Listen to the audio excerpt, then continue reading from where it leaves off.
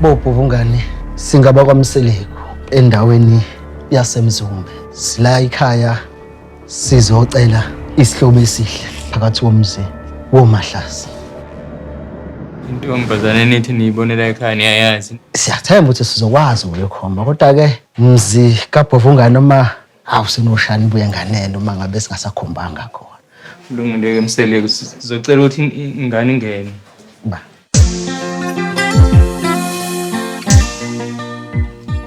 Sifisa ke ukuthi Mseleko asitshele ukuthi kulezi ingane kaSibisi yipi ke enize ngayo ekhaya.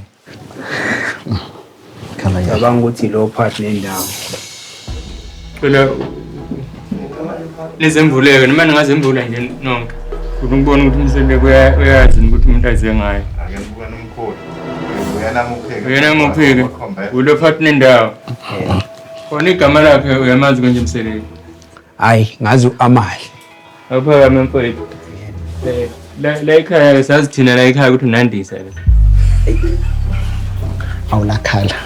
Amahle. Ilona Mseleko. Amagama kuthi ugejile Mseleko. Iyacaca ukuthi hayi umuntu abaze ngaye ngathi abamazi. Cela kunidedela madodakazi. Ngoba bese sikhombile begqonyiwe sashayeka sakhomba umuntu wrong bese vele sebesipruvela ukuthi sibe wrong. Mziwa koMahlase sesiyafisa ukuthi ke sikhulumisane sizwe ukuthi njoba siza ngalolu hlelo phakathi komzi ukukhulumisana uma kanjani. Kuba kwalamtheni. Yebo. Kufike kube nengqaqamaze. Yebo. Kufike kube uchatho lukaMama. Sihlanganisa nale yokunhlawulisa ukuthi nize nafika ngabo +1. Ukonke lokho ngiyakuhlanganisa ukuhlanganisa ku7,000 kukonke nje. Njengoba befike ngo+1 nje ileso sikhathi asikho right kukudelela okukhulu ngoba imizi nemizi inamadoda and abantu basuke beney'nhlelo zabo.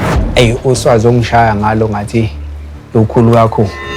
Angazi noma uswazi singalibhekana ukuthi mhlambe singa-adjusta kuphi selolukhulu kakhulu. Siyakuzwa. Uma engathi kwehla ke uMahlasi from lokho akushoyo ke ayi5. Hawu bengithi nje mina mhlawumbe uthi uMahlasi hayi ikhambe ikhwele emthini hawo u200 rand adayi nqaqa mazinyo u200 rand. Angisho ukuthi ngiyamkalela kodwa nje bese ngisho nje ukuthi hayi nami bengithi phela uzothi bese kuba yiyo inhlawulo ke maye bona mase lihlangene hayi zisasinda.